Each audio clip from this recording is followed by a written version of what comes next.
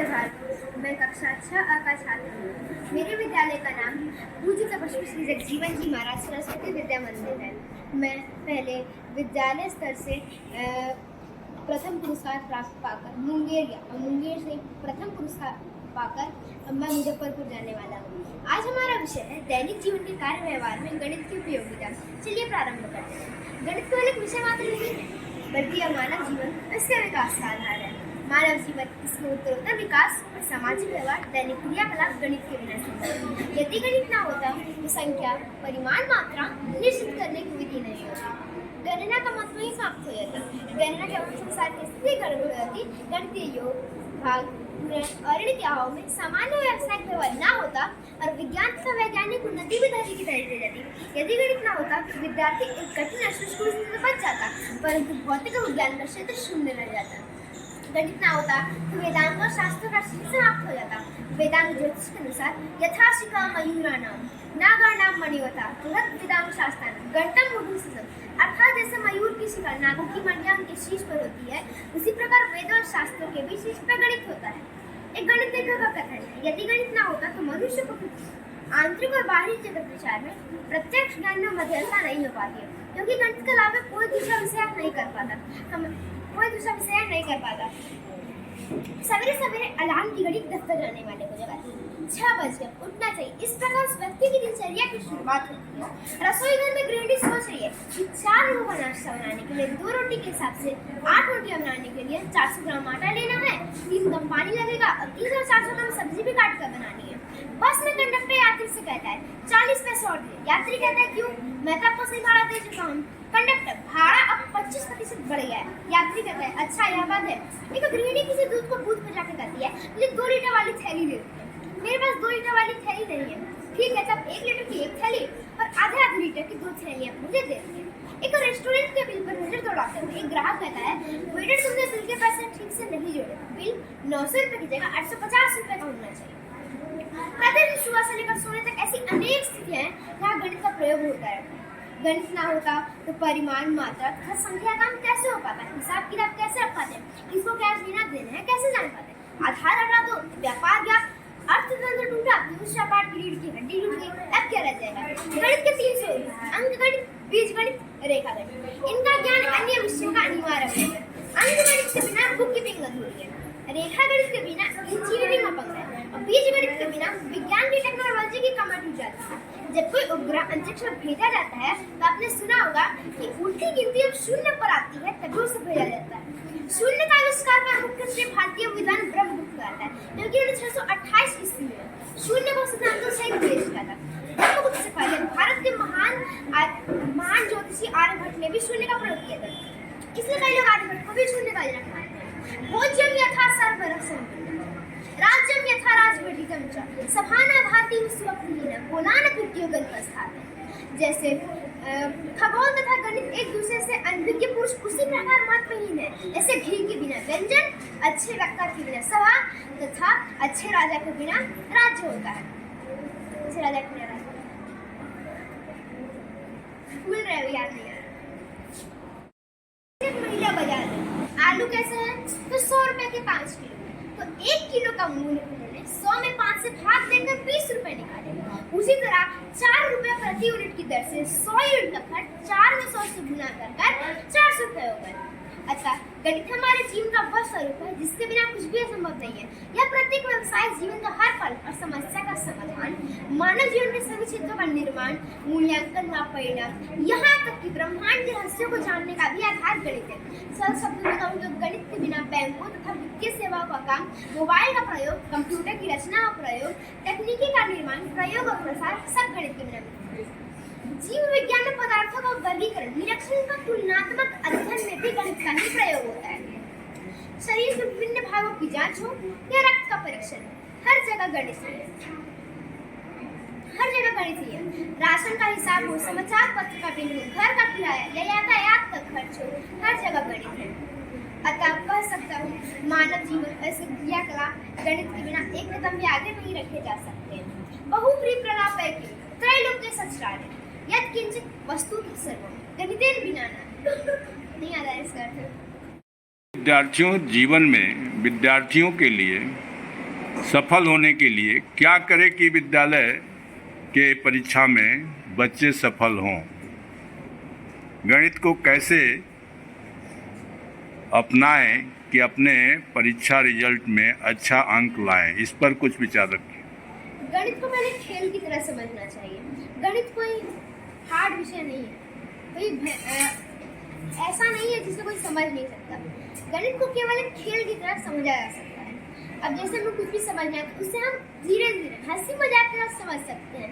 अब हमें सीखना है औसत, तो हम इसे ये नहीं सोच के सीखेंगे कि हमें औसत बहुत हार्ड है, बहुत मुश्किल है, इसे ये नहीं सीखना है। हमें सोचना है कि तो बिल्कुल आसानी से तुरंत सीख लेते हैं। अब जैसे औसत में हमें क्या निकालना है? औसत अर्थात जिसका मध्यम, सबका जो इतना भी अंक है, जो अंक हुआ उसका जो मध्यम आया उसे औसत कहते हैं। अब जैसे राम के पास 10 रुपये, श्याम के पास 20 रुपये और गोविंद के पास 30 रुपये। तब इनका औसत कैसे निकाला है? तो पहले हमें तीनों संख्याओं को जोड़ना है। 10, 20, 30 हो गए 60। अब कितनी संख्या? 3 संख्या। उसे 3 से गुना कर देंगे तो इसका अर्थ 20 आ जाएगा। यानी 10, 20, 30 का औसत 20 आ जाएगा। इसीलिए हमें गणित को धीरे धीरे आराम से समझना चाहिए कि हम उसे अच्छे से समझ सकें। गणित का निर्माण किसने किया था?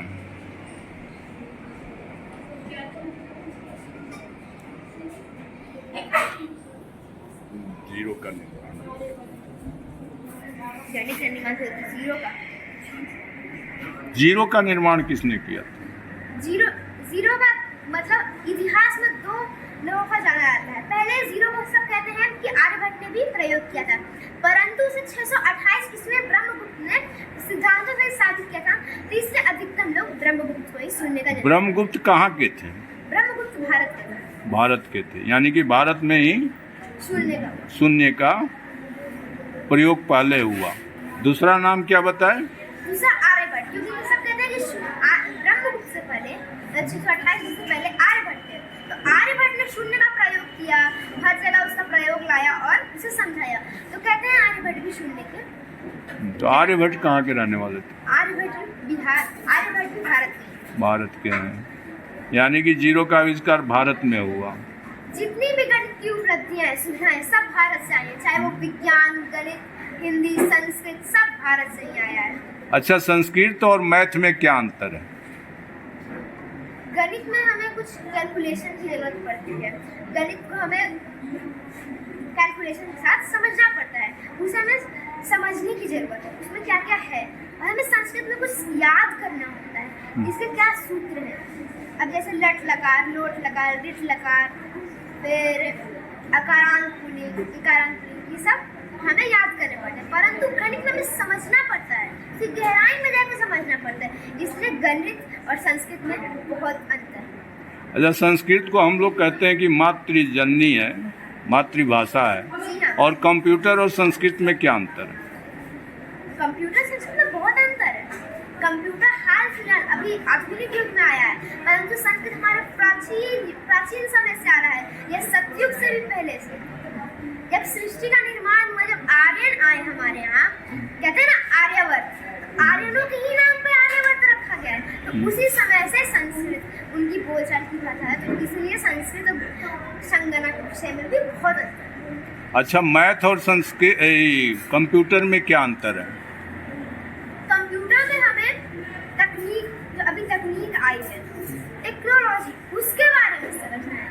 परंतु गणित में हमें उसे कैसे यूज में लाना है वो समझना है। अब इसमें हमें लेटर टाइप करना है, तो इस नंबर पे किस लेटर को टाइप करेंगे, एक डिजिट छोड़ के करेंगे, तो वो जो एक डिजिट छोड़ा वो भी गणित में आता है। अब हमें मान लीजिए कुछ कैलकुलेशन, उसमें भी आता है कैलकुलेशन। अब हमें कुछ फॉर्मूला लिखना है, तो फॉर्मूला बिना 0, 1, 2 के तो होता नहीं है, चाहे वो किसी चीज का फॉर्मूला हो।